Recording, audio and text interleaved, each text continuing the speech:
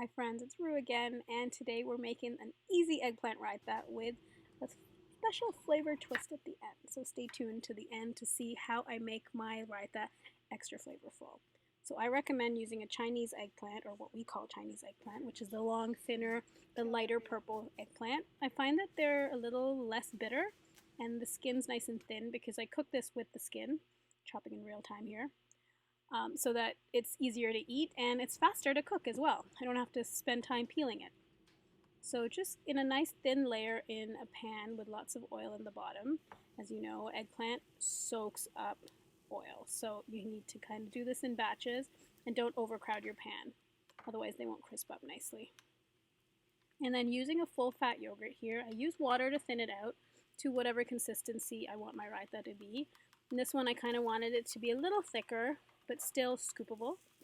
And that's what we went with. And then while the eggplant cooks, I'm going to flavor up my raita. And you can use the same flavorings to turn this into any kind of raita you like. You could just flavor the yogurt and put nothing in it.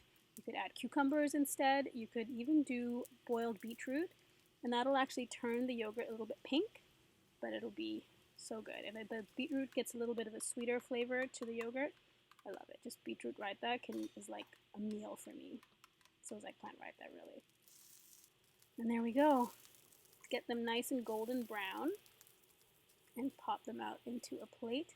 I could eat these eggplants just like this. Sprinkle it with a little bit of tangy masala or some amchur, which is dried mango powder, and salt. Oh, so good.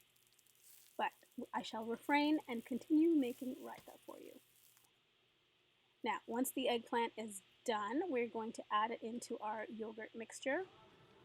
And then the secret is the tardka, which is basically just a flavor infused oil that gives it just a little bit extra pop of flavor.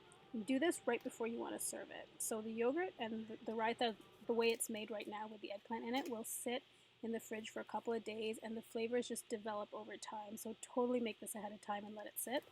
But then add this tardka at the very end when you're about to serve it. So it's just oil, some spices, like 30 seconds to get them nice and bubbly, and then stand back and pour it on the yogurt. I totally jumped there. You missed it on camera, but I definitely jumped because it does pop a bit. But it tastes so good. Oh man. Enjoy. Don't forget to check out the blog, ruestory.com.